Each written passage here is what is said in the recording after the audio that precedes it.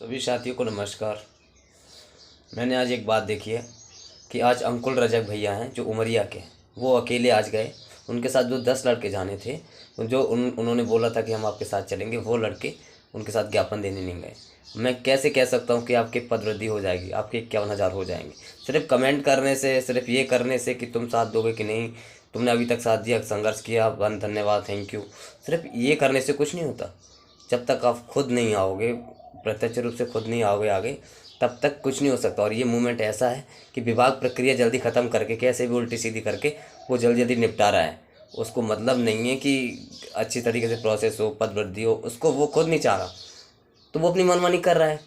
तो विभाग मनमानी कर रहा है, तो आप खुद उसके लिए एक्टिव नहीं हो। जिसको नौकरी चाहिए वो खुद नहीं ये काम कर सकता, जब ज्ञापन देने के लिए नहीं जा सकता, तो मुझे नहीं लगता कि वो भोपाल भी कभी आके वहाँ पे अपनी मांग भी कर सकता है। कैसे अपेक्षा की जा सकती है कि आप मांग कर सकते हो। आज उमरिया में अंकुल रजक भैया हैं जो सिर्फ अकेले गए थे, और उनके साथ जो 10 लोग गए थे उन्होंने मना कर दिया, फ़ोन कॉल मैसेज नहीं उठाए। उनके लोकल के होंगे या उनके उमरिया के डिस्ट्रिक्ट के होंगे, वो 100 किलोमीटर दूर वहाँ गए। चलो वो गए तो अच्छी बात है, बाकी और लोगों को भी साथ में जाना चाहिए था कि नहीं जाना चाहिए था। अब अकेले का प्रभाव कितना रहता है, वो तो उतने मतलब साहस करके वहाँ तक गए, उन्होंने ज्ञापन जैसे तैसे दिया होगा, लेकिन उतना इफेक्ट नहीं रहता जिन्हें 10 लोग गाड़ी के सामने खड़े होकर देते हैं। उसका एक अलग प्रोसेस रहती है, वो सुनते भी हैं, समझते भी हैं। जिस तरीके से मनीष भैया ने वहाँ पे दिया था अपने सागर में, तो इस तरीके से ज्ञापन में कुछ अलग तरीका रहता है जिससे उस चीज़ को संज्ञान में लिया जाता है।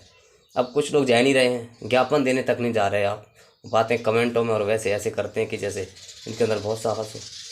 तो जब तक आप खुद प्रैक्टिकली नहीं काम करोगे तब तक कुछ नहीं हो सकता, ठीक है।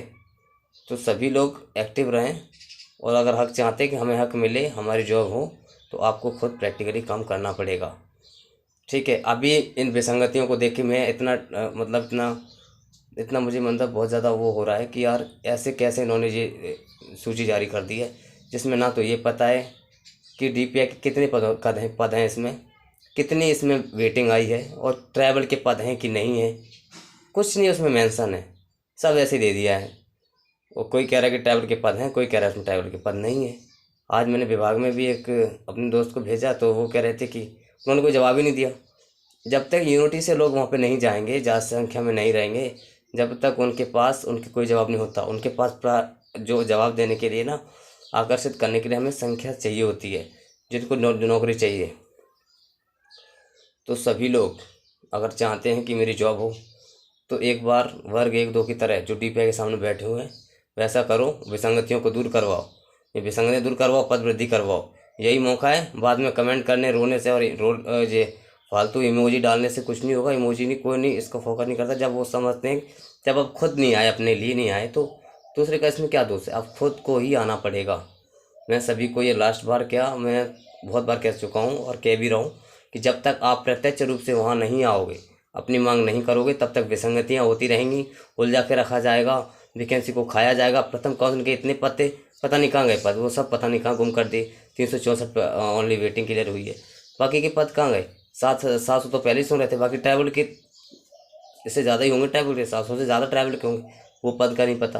कम से कम 2000 के समथिंग पद तो कम से कम थे ही, उन पद का कुछ भी नहीं पता, सिर्फ 364 पे ही क्लियर कर दिया है। जब तक आप खुद नहीं आओगे आगे, तो पद वृद्धि नहीं हो सकती। जिस तरीके से 18 तारीख को प्रदर्शन हुआ, फिर 22 को हुआ, इस तरीके से मैं तो कह रहा हूँ वर्ग 1-2 की तरह आप डीपीआई के बाहर प्रदर्शन करिए अपना शांतिपूर्वक, और अपनी मांगों को जायज़ मांग है उसको रखिए।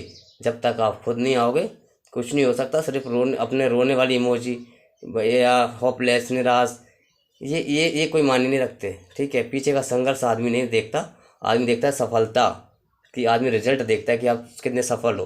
उसके पीछे का स्ट्रगल कोई नहीं जानता। तो स्ट्रगल तो करना पड़ेगा। जिस तरीके से हमने अच्छे नंबर लाने के लिए दिन रात पढ़ाई की, वैसे हमें प्रत्यक्ष रूप से भी अब स्ट्रगल करना ही पड़ेगा। तो सभी लोग जब स्ट्रगल के लिए आगे आएंगे तभी कुछ होगा। तो जितने भी लोग चाहते हैं कि मेरी जॉब हो, हमें सफलता मिले, हमने जो नंबर मेहनत से लेके आए थे वो सफल हो जाएं, हमें जॉब मिल जाए, तो सभी लोगों को यूनिटी बना के और अपनी बात को रखना होगा। और जब तक आप नहीं रखोगे, आप यूनिटी में नहीं आओगे, आप इकट्ठे नहीं होगे, तब तक आपकी मांगों को नहीं सुना जाएगा। तो सभी लोगों से यही अनुरोध है कि आप अगर नौकरी चाहते हैं, अगर अपनी जॉब चाहते हैं, अगर चाहते हैं कि हमने मेहनत की है, तो सभी लोग ज़्यादा से ज़्यादा संख्या में जुड़ें, शांतिपूर्वक प्रदर्शन करें और अपनी मांग रखें, और आपकी जीत कन्फर्म है। लेकिन यूनिटी दिखानी पड़ेगी, अपने आप को सभी को एक्टिव रहना पड़ेगा, मोटिवेट रहना पड़ेगा। ठीक है, तो सभी लोग ज़्यादा से ज़्यादा मोटिवेट रहें और एक्टिव रहें। लेकिन मुझे ये विसंगति जो मैंने कल की सूची में जारी देखी है, तो उसके लिए मैं जल्दी विभाग वहाँ पहुँचूँगा और विभाग से जल्दी जानकारी लूँगा कि ट्रैवल के जो पद आने थे, 800 पद बताए थे, 807 प्लस 800 प्रयोगशाला शिक्षक, वो पद कहाँ है? उसका रोस्टर ही नहीं दिया, वो पद कहाँ है? तो उसके लिए मैं ज़रूर विभाग से पूछूँगा और उसकी जानकारी ज़रूर कलेक्ट करूँगा।